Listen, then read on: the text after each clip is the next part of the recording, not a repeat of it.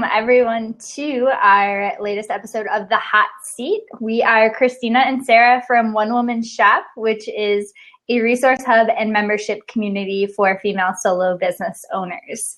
So this is our weekly show where we kind of bring to light some topics that have come up, whether it's from our members, from our general community, or just things that Christina and I frequently run into. And I think today's topic is one of those things where we see everywhere and with everyone. So with that, Christina, do you want to introduce our topic? Yeah, absolutely. We love this topic, and it does come up all the time in our own lives and in the lives of others. So we are talking about stalling and procrastination.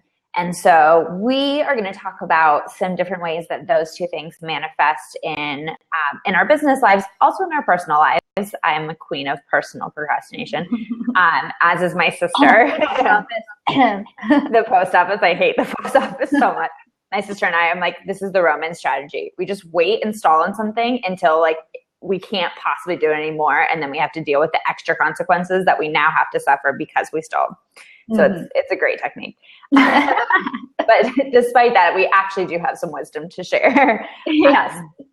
And so this is something we talk about a lot in the Solopreneur Sanity Handbook. So our first piece of advice is just get the handbook. You probably will benefit from it. Yeah, so what we'll do is we'll kind of introduce some of the situations that we find are prevalent, and then we do have a few questions that we'll also bring up. But we will do our best to share some of the strategies that have worked for us, and this is not to say that we're going to teach you to overcome stalling and procrastination and never encounter it again, because it will come up time after time, no matter how well equipped you are. But it is about being able to deal with it when it happens, and prevent it, obviously, when you can, even though we know that can't be 100% of the time. So I just want to say first that even the most ambitious of go-getters and even the most motivated of people will procrastinate or stall at some point or another. So I don't think that personally anybody is immune to this. And I'd love to hear if you have an opinion on that, Christina. Yeah, no, I absolutely agree. It doesn't make you less of a business owner. It probably makes you more of a business owner. And so we see basically that we can spend a lot of time procrastinating. And so that obviously is a time suck, and it's going to happen, like you said. But what we see as an added problem on top of that is then wasting time beating ourselves up about the procrastination. So I know that this is a topic that you like to talk about. So do you want to dive a little deeper? And that's just it, is that it's so easy to exacerbate the time that's already been wasted in procrastinating or stalling by then spending time being mad at yourself, beating yourself up in various different ways for procrastinating or for being behind or for having to catch up, instead of just simply starting. So we'll get a little bit more into that, but we do want, and I'm sure we'll come back to that as well, but any time that you do spend time after, when you realize that you've procrastinated, or you realize that a deadline's coming up, or you realize you're behind on something, that moment where you find yourself saying oh, why did I do this again? Or this always happens, stop right there and have that be your cue to actually start acting. And we'll talk about how to get into that. Yeah, definitely. And we always love to say one of our strategies is asking yourself, is this helpful? And so beating yourself up about the fact that you're already procrastinating, probably not helpful. Yes, and we have an awesome desktop background at onewomanshop.com/freebies. And it's literally that statement, is this helpful? And that is incredibly helpful to have sitting behind all of your icons and windows on your computer. So when you're beating yourself up, it's a constant reminder. Yeah, we'll put that in the show notes down below. Awesome. Yeah. So when we were constructing the handbook, we did a crap ton of thinking about how to organize it. And so that was, I think, one of the biggest parts that we spent the most time on was organization. And we ended up doing it based on scenarios that we as business owners find ourselves in, and then potential solutions, knowing that there's not just one solution. So we'll basically say, if you're here, you might want to try this. And maybe it's one solution, or maybe it's 4 solutions. 4, I can count. And so, but when it came to stalling and procrastination, what we realized was that most people find themselves in this point of stalling and procrastinating for 2 reasons. one of two reasons. Do you want to say what they are? Oh, sure. Enlighten us, Sarah. Yeah. So, kind of coming from two different camps. And so stalling and procrastinating can really be used interchangeably, but we'll use them in two different ways here. But the first is that you're stalling because you are completely overwhelmed and you have no idea where to start. The second is that you're procrastinating despite knowing what to do. You just aren't doing it. So really the difference there is having the knowledge of what needs to come next. When we talk about procrastinating in this instance, you know what to do. You're just not doing it for whatever reason. Whereas we're talking about stalling in terms of being completely overwhelmed and just not knowing where to begin. Yeah. And so just a caveat, because we love our caveats, is that sometimes you don't know which of the two camps you're in. You could say, well, I know what to do, but I'm not doing it because I'm lazy or because I love to deal with extra consequences in the end. But then when you start looking at it, you might actually be like, you know what? I wasn't starting for a reason. And that reason was I had no idea what I was supposed to be doing. I thought I did, but then I started looking at it and I'm like, I don't know. So that actually ties into one of our questions that we got from our members. So we'll get to that as well. Yeah, and that's a really important point too, because you may not be able to identify it from the get-go. And so until you dig into some of the solutions and some of the action steps, it might not become apparent what was actually holding you up. But that's really good information for preventing it next time. Yes. So I wrote a note, the power of asking why. So this is something that we talk about in a lot of different forms. I wrote a post actually over on Freelance to Freedom about how to get out of stalling. So we'll definitely link that in the show notes. But basically the solution was sit down or stand up, whatever, and ask yourself, why? Why am I stalling? And so it might be like we said, you don't know what you're supposed to be doing, or maybe you realize you don't have the energy right now to work on it. But asking yourself why is definitely the first step in kind of digging a little bit deeper. Yeah. And a lot of it, so some of the reasons that we see people stall and we should mention that the reason we broke it down into those two different scenarios is because we did see that the solutions differed based on whether or not you knew where to start and where to go next, or if you completely had no idea. So that's kind of why we broke it down into those two. So when we find that people are overwhelmed and don't know where to start, a lot of times it's not laziness. It's not just not wanting to do it. It's overwhelm, and you're paralyzed from overwhelm. So it could be that you said yes to too many things. It could be that you said yes to something before really understanding what it meant or how to do it. I've definitely done that before. Do you have any other examples here that you want to add in? Yeah, I guess I would just say it's part of all the same thing. But let's say you have a project with like 1 billion pieces and you're like, I know the end result, but I have no idea how to get there. And so I think one great example for us was the Solopreneur Success Bundle. We knew what the final product looked like. We're like, there's a ton, 1 billion steps in there, and we don't even know where to start. Yeah, and that can be said of pretty much every big project that we do. So we've learned a lot. And one other thing we should definitely mention is that we have used all of these strategies at one time or another, probably in the last week. Or day. I haven't used them this morning, but yeah. By that time probably. Yeah, absolutely. So want to give a little teaser of some of these solutions that we keep talking about? I think so, yeah. Awesome. Well, so one thing, when you're overwhelmed and you don't know where to start, we always recommend starting with a giant brain dump. And so takes different forms for different people. Sarah knows when I bring out the pen and paper as opposed to the Google Doc, it's like game time. Like, this is a game changer. It just kind of reframes my thinking, and it's a strategy that I save for those moments when I really need to visualize it in writing. But that's sometimes how I do my brain dumps. But oftentimes Sarah and I will actually get on a call, which we're going to talk about accountability. But we'll get on a call and we'll just kind of hound each other with questions. And it's like, no ideas get rejected. That's rule number one. Yes. That is a super important part of brain dumping, is that you're not judging what you're writing down as you're writing it down. because a big part of overcoming overwhelm is getting everything out of your head. And whether that's in a Google Doc or we see Sara praising hands for pen and paper brainstorming right there with you.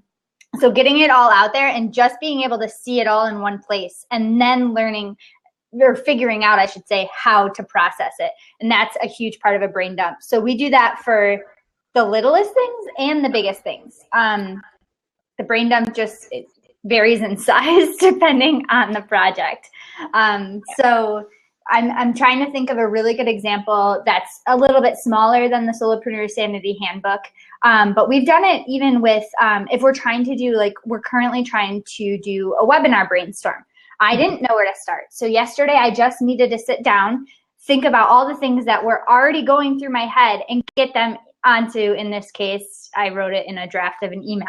So a brain dump can happen anywhere, anytime, but it's a really good way to purge your mind of all the stuff that's cluttering it. Yeah. Well, and I think actually using that exact example of the webinar, what I realized as soon as I went into the document, so our task, we thought our number one task was choosing a topic. And I went in and I saw Sara's notes, and I'd been thinking about this too. And I was like, we can't choose a topic. We don't know what audience. We have multiple different audiences who are going to have different needs. They're going to have different conversion rates. They're going to all be behaving differently. And so we first have to decide, or in conjunction have to decide, which audience we're reaching. And so that was a really important piece where we're like, that's not actually our next best step, even though we thought it was. Yeah. Yeah, so that's a perfect lead into our next strategy. You want to go there, Christina? Sure. So we love the strategy of pushing it down and choosing the next best step.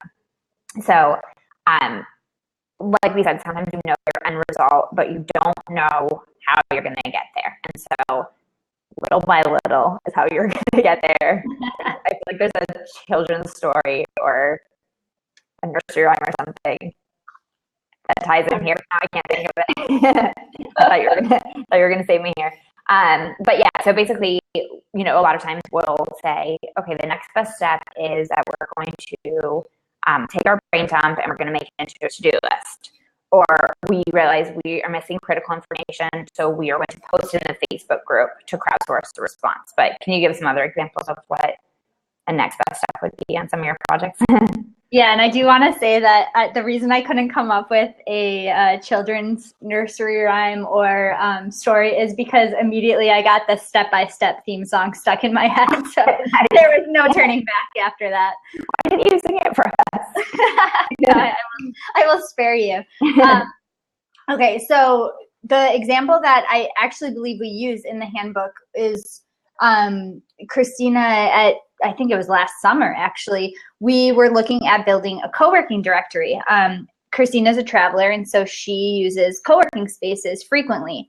So that was a huge task in our minds. And until Christina could break that down and choose that next best step, which was running ideas past Sara and making a list of people she already knows at co-working spaces that she could reach out to, nothing was moving ahead. We couldn't push that needle forward. Yeah. So that's an outsider's perspective, because that was definitely you, Christina, of where that's been used recently on a smaller-ish project.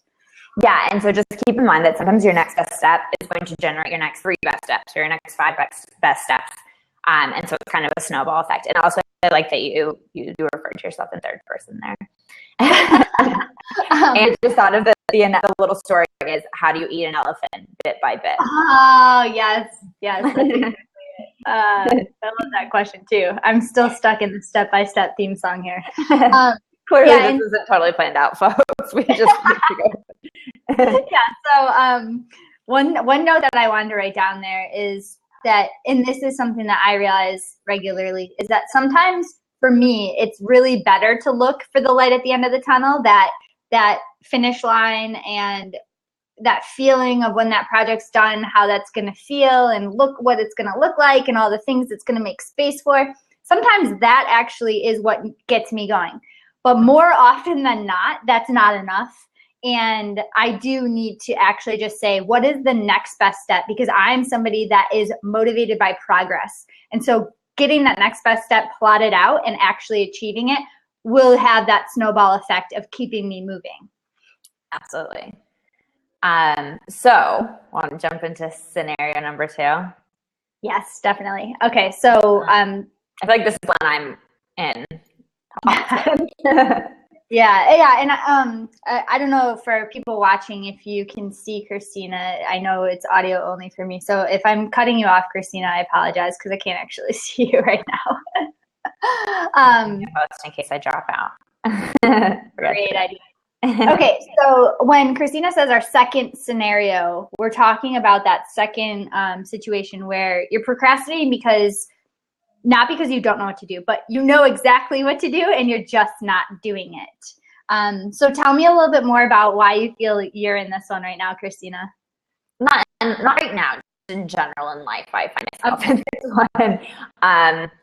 And so, yeah, no, I just, like I said, in my personal life, I'll sometimes just be like, I just don't want to do it. Like, I just don't have the energy, whatever. It doesn't take that priority. And so I have some ideas in terms of that. And it again ties back to that question we got from one of our members. But for now, maybe we just talk about the strategies we do know that work. And so, yeah, and anyone watching, if you guys have, if you want to tell us which scenario you find yourself in more often, maybe it's both, where you are stalling because you don't know what to do, or procrastinating because you just don't want to get to it, definitely ring in there in the chat. But so one thing that we love to say is choose the time of least resistance and then just do it. And so we have our first shop talk column, which is our like short form blog post, is about this exact topic. And so it's about how a lot of people feel like they can't, there's no point in getting started because they're never going to be perfect, or they're never going to find success. And so my example is my roommate. She speaks Spanish. And so I'm like, bit by bit, I'm like, I didn't pop out of the womb speaking Spanish. You didn't? No, I know, right? I was like fluent in Spanish, but no English. So I'll show her this video.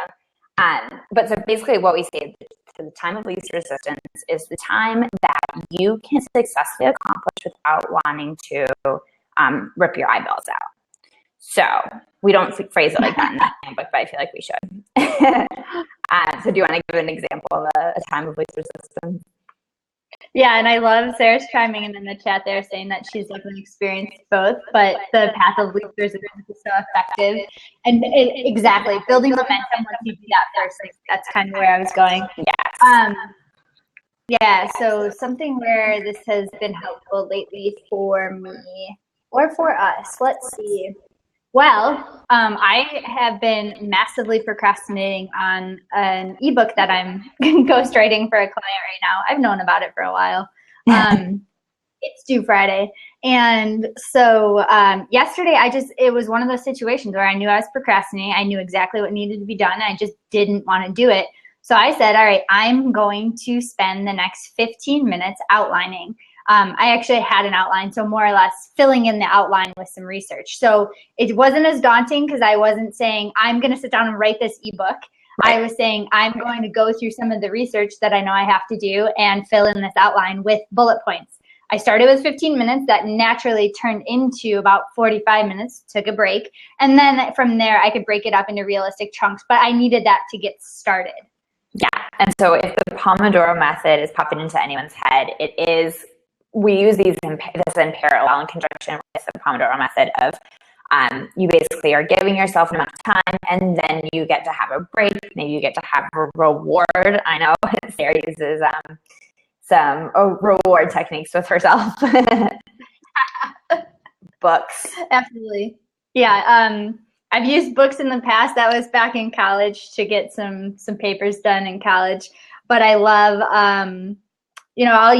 popcorn is my biggest reward. You know, if I work for an hour and a half on this, I can make popcorn. Yes.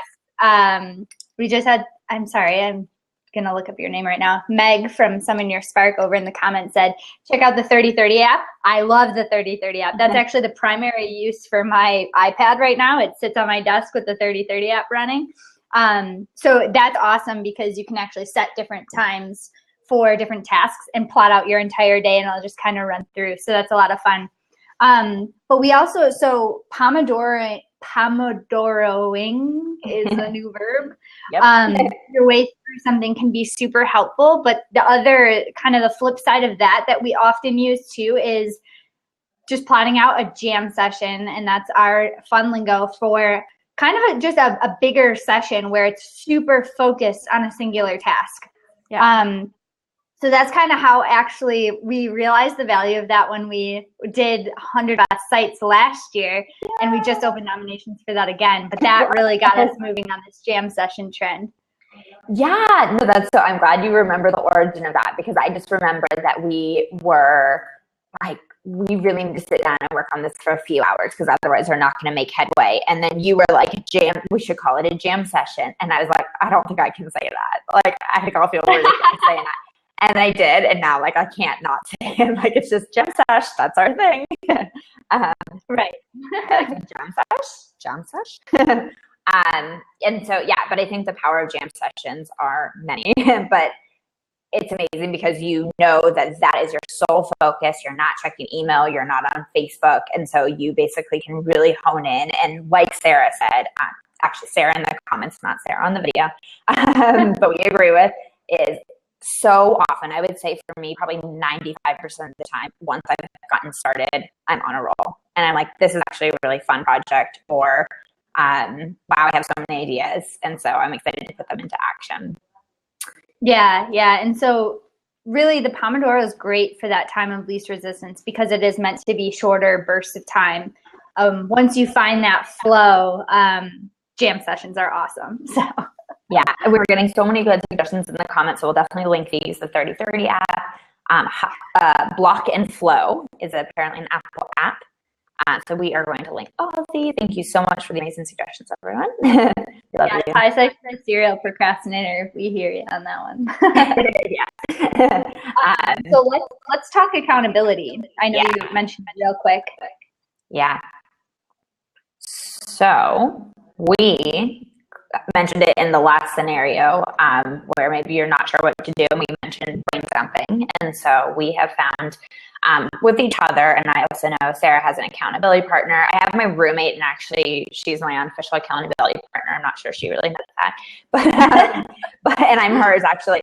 So it's sometimes so incredible to see what can happen when you brain dump with each other. And just such a weird phrase. So, yeah. Do you have any examples of times where we've done this, or where you and your accountability partner have had a lot of success? Yeah, well, so any sort of accountability, and it looks different for everybody, can be super helpful when you're procrastinating, especially when you know exactly what needs to happen. Because if you can make your goals very succinct, it's easier for other people to hold you accountable for them. So we talked about this a lot in maybe 2 weeks ago on the hot seat about forming a really fantastic accountability partnership, or accountability relationship, I should say. But whether it's a singular partner or a roommate, a business coach, a mastermind, or accountability group, even joining an I Done This team, I use, my business coach actually has this I Done This team going. And so I just kind of log into that and write down my to-dos. So accountability just adds this really awesome layer where if it's really you just being paralyzed and stuck in your own head, it can get you out of that. Yeah. And so we like to take it to the next level with our members when we do virtual co-working sessions. And we have sometimes they're general co-working sessions and sometimes they're themed. So one theme we do is dreaded task night. And so it's like that thing that's sitting on your to-do list. You know what you need to do and you're just not doing it because it's dreaded. And so we'll be like, these next 2 hours, you're not working on anything else. You're just getting that thing off your to-do list. And so, yeah, perks of membership, you know. Cool. So I know Danielle's on, and Danielle had a question for us that she posted in our member face group yesterday. So Danielle, if you want to grab a seat and actually ask your question live, you can, but otherwise we'll just kind of read it out loud and try our best to answer it. Yeah. Just up on that seat, Danielle. But in the meantime, yeah, we also, another thing that we always turn to is the DDD principle, which is do, dump, delegate, delay. And so if you look at all of your tasks as one of those four, so you're either going to do it right now, you're going to dump it because it doesn't need to be done, or maybe it's just not serving you right. Hey, sorry, real quick. Do dump and delegate. Maybe you can outsource. So that's been really powerful for us. And we also are doing outsourcing month in March, so it ties in well. Or delay, which is putting off. So it actually ties into your question, Danielle. So do you want to tell us what you got? Yeah, welcome. I'm so glad you jumped on this week. Thank you. I'm not actually in my pajamas. I'm in my workout clothes, so I feel a little more presentable, even though I'm like packing as I'm listening to right now.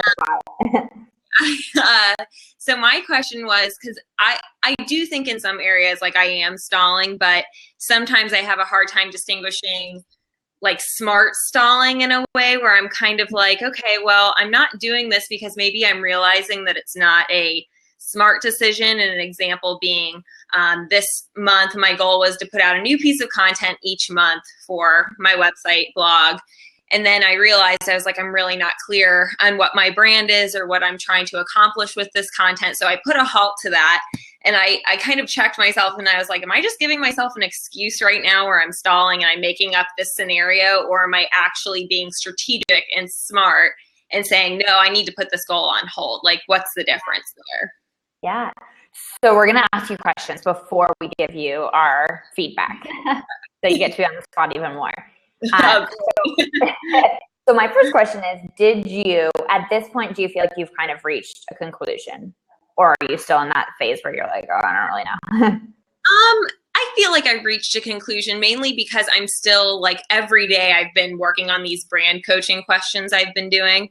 And each day I gain more clarity. So the fact that I'm continuing to learn more about my own business as I'm going through makes me realize that I wasn't totally clear and I still have some room to go. And of course, nothing's going to be perfect. Like you're always going to be learning about your own business and your own brand. But I think there was a gap I needed to close there. And then also with as much as I have going on just personally, like with my own personal life, I was kind of like, maybe that's just not the top priority right now. Yeah. So I have one more question, and then I'm really curious about Sarah's take. What got you to that point? What had to happen for you to be like, oh yeah, maybe this is smart stalling? I don't even want to call it stalling because I feel like that has a negative connotation, but like smart pausing. No, I totally understand. And I think it was where I created a piece of content in advance. So it wasn't me procrastinating on creating that content. I actually created it. And then I went to go like make it live. And I was like, wait a second, maybe this isn't the best idea. So the fact that I actually did follow through with my one action step, but then kind of stalled on the actual making it live. That's kind of what made me think that was more of a smart stall than a procrastinating stall and then the next week I just didn't create a new piece of content because I wasn't sure about it. So yeah, that's an awesome, like, I just love that you just provided the entire scenario for us. So thanks.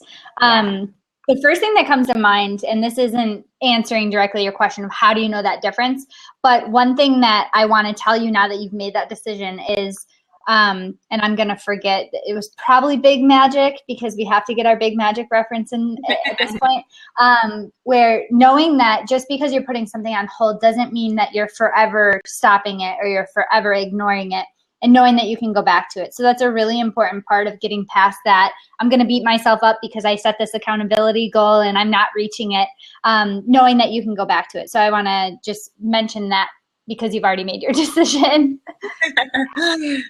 I was just thinking that's a really good piece of advice. Sorry, I can't see your face. Sorry. So sad. At least you guys don't have to deal with my facial expression, so that's nice. But I was just going to say, I think that, accountability, we have you in our accountability group, and I think that accountability is there to push you forward, not to make you feel guilty. And so if you ever find that your accountability partnership, your accountability group is becoming more of a source of guilt, definitely time to not reassess it necessarily, but definitely reassess how you're using it. So props to you for pausing. Thank you. Well, no, the accountability group has been great, and it doesn't feel like that. So Yeah, we don't need you to give us a testimonial, but if you want to, that's fine. Cruise ship because it's totally worth it. Oh, thanks. Totally. Just out of the blue, we didn't ask for that at all. So Sarah, do you have? I'm sure you have thoughts on this. You want to jump in with some of yours? Yeah, so getting back to your actual question of how do you tell the difference between when you're stalling or when you're being smart or strategic about taking action? Well, I think the first thing that you did that was really good was you actually jumped in and started doing it. So you created that piece of content, because that's one thing that I would say is jump in and start doing it. And if you're asking yourself the question of, why am I doing this? Am I doing this because I said I would? Am I doing this because I feel like I should be doing it? Asking yourself that question is really important. And you clearly did that. You made that piece of content and then you said to yourself, wait, maybe this isn't right. So jumping in first is a really good way to be able to discern whether or not because you're clearly not stalling at that point, right? One of the things I've noticed is that if I am stalling where I know it needs to be done and I just can't get started, oftentimes that's a red flag for me if it's client work, because it's easy for me to say, am I stalling because this is hard and I don't understand it and I'm not actually sure what to do? Or am I stalling because I don't want to do this and maybe this isn't the right fit for me? And that's kind of that smart strategic decision making of maybe this isn't right for my business. Yeah, that's so true. Because I have client work too that sometimes I'm just like, oh gosh. And yeah, that's a really good distinction actually, because there's a difference between when I feel that between my own business and when I feel that with client work. So that's a really good distinction. Yeah, absolutely. And obviously we're not advocating like just bail out on your client, but definitely thinking about maybe client work is not what I want to be spending my energy on. And I was just going to say, actually, this is funny because it ties to a video that we mentioned in our last blab, because all our blabs are interconnected. But Marie Forleo has a quote that we've referenced in other ways too, that clarity comes from engagement, not thought. And so I think that is a perfect example when you got to work and you wrote a blog post and you're like, I don't actually know that this ties to my brand and my message. That's some pretty strong clarity that you wouldn't have gotten had you not decided to work on the post. And so maybe you don't need to write a full post. Maybe you just need to write an outline. We're not saying it's bad that you write a full post, but kind of just starting in some way, shape, or form, and then being so full of clarity after that. Yeah. I catch myself all the time. Like, I just need to think about this a little bit more. So that Marie Forleo quote is great because you can think yourself to death basically without ever taking action. And it's through the action that you really gain that clarity. Yeah. And so not to totally contradict what I just said, but I also think that it's important as well. We always, we've been using this analogy, put stuff in the crock pot and let it simmer and you go work on other stuff. And so sometimes I'm not going to sit down and think, but I'm just going to kind of let those ideas marinate. And I'm not necessarily going to take action on them, and that's okay. And so that actually ties into one of my pieces of advice for you, Danielle. So I divide my to-do list, not just into to-do and done, but I also have two other sections. And so one of them is my bonus section. So it's stuff that if I could get done, that's fantastic, but it's not top priority. And so if I don't get to it, there's no guilt around it. And then in addition, I have a section that's the hold section.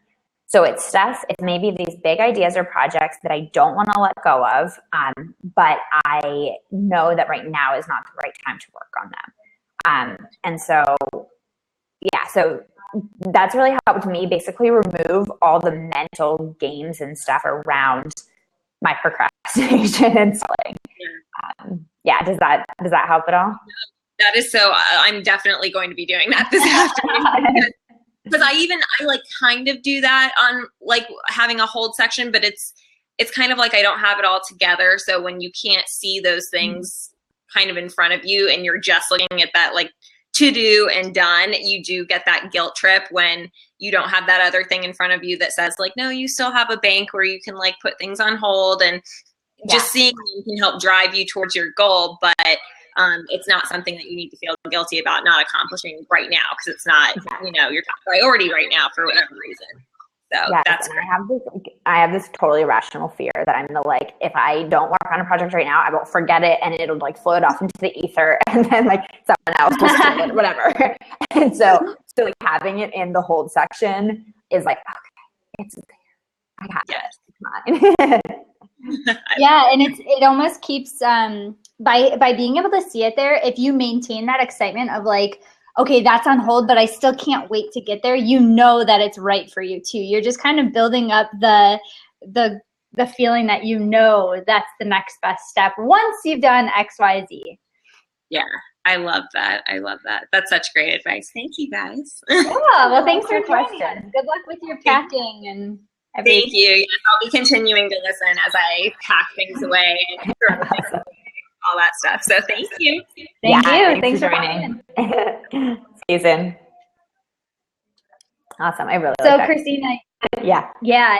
You said something during that about basically the mental side of things. Mm-hmm. And that's one thing that I don't feel like we really addressed yet, is that so much of this is a mental game. Mm-hmm.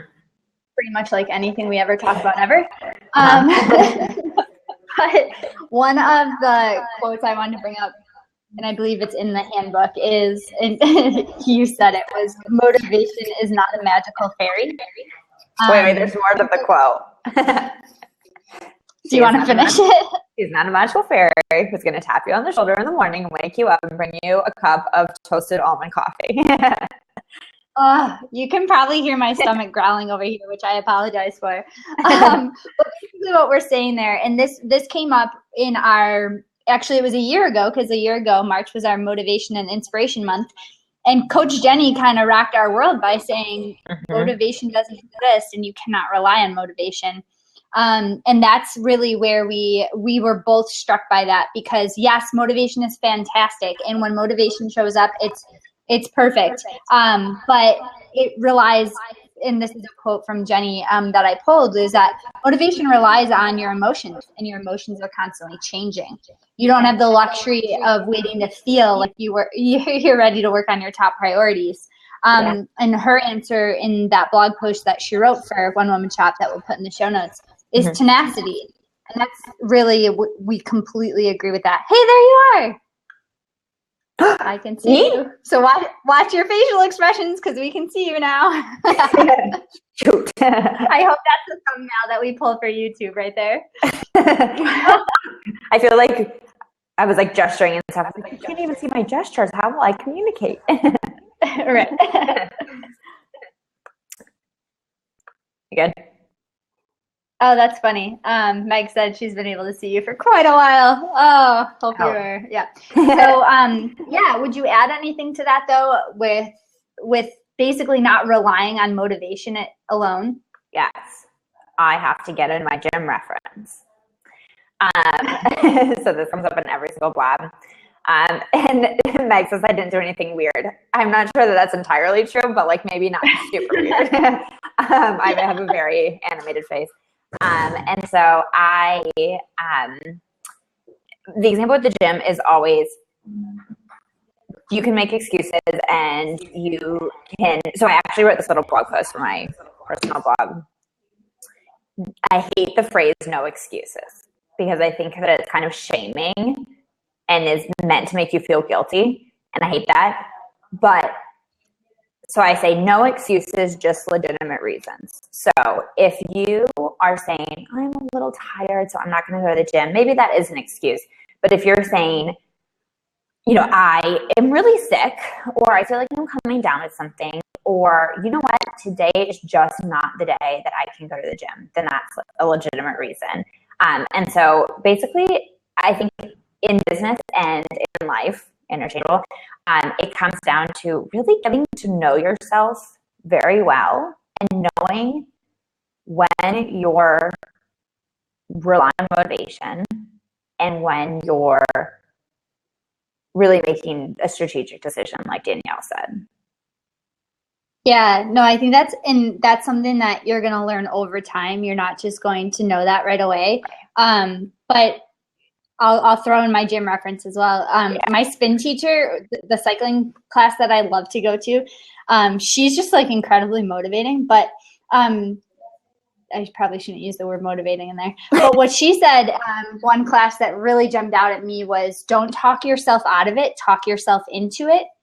And so anytime I do find myself kind of, making excuses or saying like, oh, I'm too tired or I need the sleep or whatever, I do try to actually flip that script, talk myself into it. And then if I can come up with those rational reasons, I usually know that that's a clear sign that I shouldn't be doing it. And I've also, you'll learn a lot about yourself in terms of what drives you to burnout and what really drives up your stress levels. And those are the clear indicators that you're not just making excuses.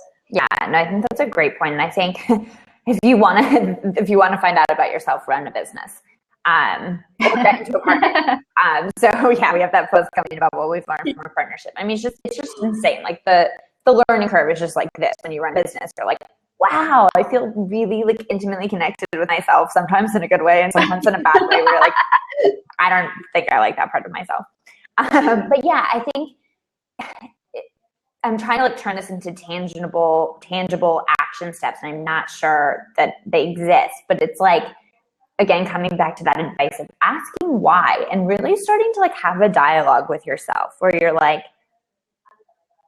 okay, I know that I'm making excuses versus I know that I'm making a rational, smart decision. So cultivating that is really important. Yeah, and I think, the tangible takeaways here are ask yourself why and get into action, because it's action that really will tell you what's going on. And that's kind of where all those solutions, Pomodoroing, brain dumping, getting accountability, breaking it down and choosing the next best step, they all rely on you actually putting things into action. And that's where you can learn a lot about yourself, your process, what you're doing, and maybe find the answer to that why. Yeah, absolutely.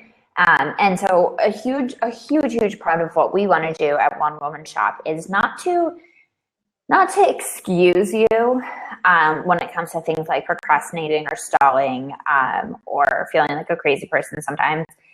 But we do want to normalize it in the sense that, everyone's struggling with the same thing. And so it's not to say there's not solutions, but that can kind of remove a huge part of the guilt factor and the mental game, because you're like, everyone else is in the same boat. Exactly. Yeah. What's that? I said we're all going to pull each other up. A rising tide lifts all boats, right? That's true. I love that. Awesome. Well, good. I think so.